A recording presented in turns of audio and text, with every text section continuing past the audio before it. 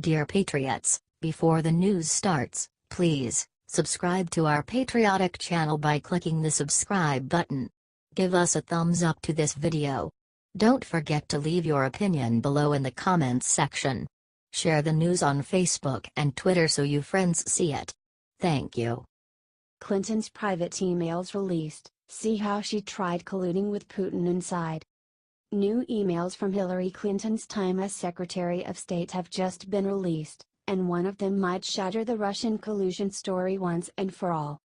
Shortly after Clinton was appointed to the head of the State Department, the failed presidential candidate began to use her influence to raise funds for the Clinton Foundation. This isn't surprising. After all, she didn't get the nickname Crooked Hillary for nothing. But the individuals she targeted are surprising. Among the world leaders Clinton solicited for money was Vladimir Putin.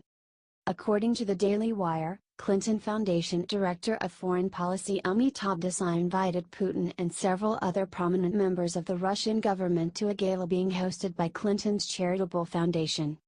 This may not be shocking at face value, considering Clinton's role required her to work with the Kremlin, but the Clinton Foundation is completely separate from state business. Or it should be. Clinton has long been accused of using the foundation as a way to personally profit from her public role. If you paid money, you got Clinton's attention. If not, you were ignored. Clinton has accused the Trump campaign of collusion with the Russian government for almost a year now. Meanwhile, she excused her own dealings with the Kremlin because they were done on official business. But this development blows that narrative up completely. Her involvement with the Kremlin wasn't limited to the State Department. She was dealing with them privately and asking them for cash. And Trump was the one who was colluding? Yeah, right.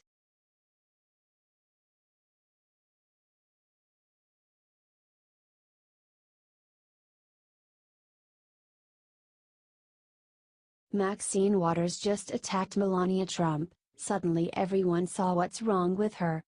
Donald Trump loves to use Twitter to attack his opponents, but he has nothing on Maxine Waters.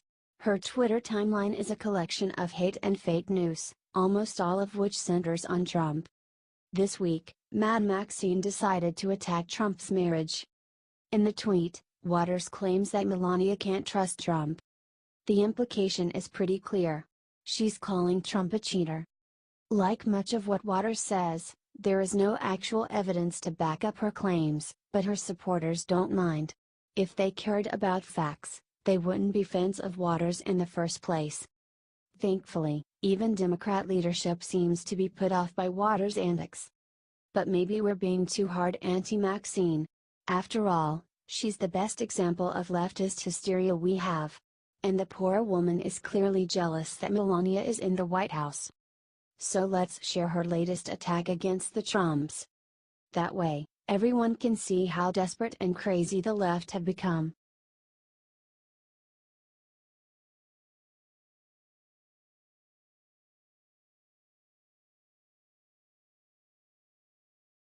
Right before UN speech, Trump dropped a little surprise right on Kim's doorstep. One day before President Trump visited the UN to pressure the international body to put more sanctions on North Korea and call for other reforms, the US, Japan, and South Korea conducted a huge show of force on the Korean peninsula. 14 bombers and fighters were sent over the Korean peninsula on Sunday in response to increasing belligerence from North Korea. The Pentagon sent 2 Air Force B-1B bombers and 4 Marine Corps F-35B fighters in a coordinated flight with 4 South Korean F-15K fights and 4 F-2 Japanese fighters, according to the Washington Post.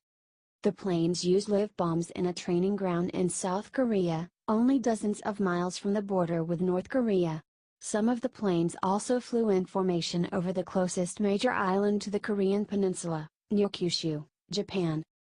U.S. Ambassador to the UN Nikki Haley, along with several other top Trump administration officials, has repeatedly warned North Korea that military options will be considered if the country continues to escalate hostilities in the region, saying in an interview with CNN on Sunday. If North Korea keeps on with this reckless behavior, if the United States has to defend itself or defend its allies in any way, North Korea will be destroyed. This most recent display of force, using lip balms with our two closest allies in the region, sends a strong message to Kim Jong-un: we mean what we say, and we will defend world peace against this despotic nuclear regime at all and any cost. Check out President Trump's UN speech here.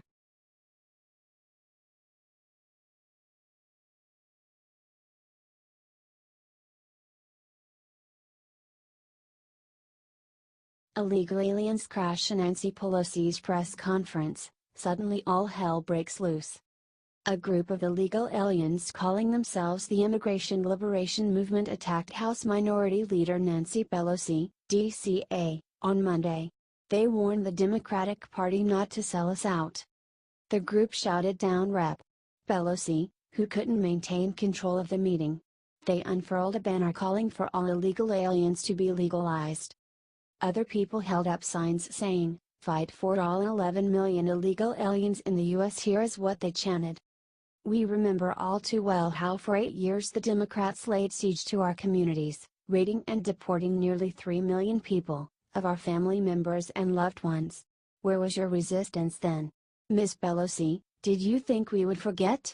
We send a clear message to our fellow undocumented youth and community: we are the resistance to Trump, not the Democrats. The activists chanted brow power, in a show of intersectionality solidarity among left-wing groups. You met with Trump, and you call that resistance? They shouted. This is amazing. The left's policies are starting to backfire on them. Share this everywhere if you are tired of the Nancy Pelosi and the left lying. Get this out there and ruin them for their failed policies.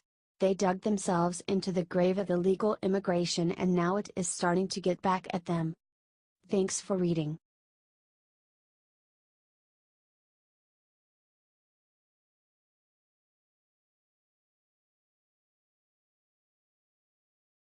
Moments after Sean Spicer went on the Emmys, he sent a special message that Trump needs to see. Ever since Sean Spicer showed up at the Emmys award show last night, everyone has been wondering, whose side is he on? Well, luckily we finally have an answer direct from Spicer himself. In an interview with the New York Times done almost immediately after his surprise appearance, Spicer said he was 100% absolutely not there to make fun of President Trump. The reporter asked Sean Spicer if he thought the president would take offense to the skit, to which he answered, "I certainly hope not. This was an attempt to poke a little fun at myself and add a little bit of levity to the event. And there is absolutely nothing wrong with a little humor every now and again. Hell, I thought Spicer showing up was the only funny part of the whole show. The rest was just hate-filled and mean-spirited." So now we know for sure that the former press secretary has not turned on us or his old boss. That's good news. Let's make sure his message gets shared all over the place until Trump himself reads it.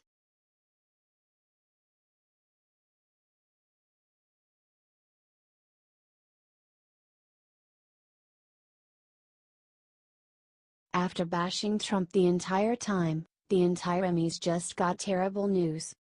Hollywood hasn't gotten the message apparently. It was another night of Trump bashing at the Emmy Awards on Sunday. This was the most political Emmys in recent memory. Here is Stephen Colbert's full attack on Trump. Don't watch it. It's disgusting. See the crazy thing that happened below to the Emmys. More Americans watched Sunday Night Football than the Emmys. Big surprise. According to The Hollywood Reporter, nobody watched the Emmys though. Adjustments could put the total audience ahead of the previous year's low, but the 8.2 overnight rating among metered market households is down another 2% from the previous year.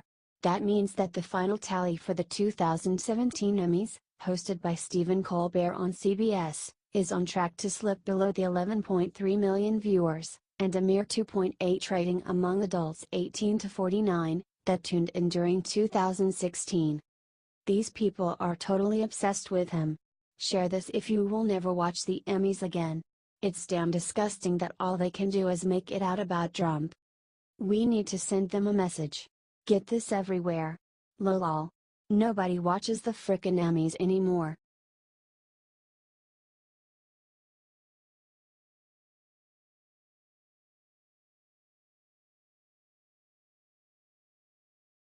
Kellyanne bites back. What she said about the Emmys is driving Hollywood insane. White House counselor Kellyanne Conway has been previewing Trump's performance in front of the United Nations and said that it would be awesome. It was. She repeated Trump's message and said that he would promote peace, sovereignty, and accountability. She then took apart the lame-ass Emmys. It is the sameness, Conway told the Fox and Friends host of the Emmy ceremonies focus on Trump.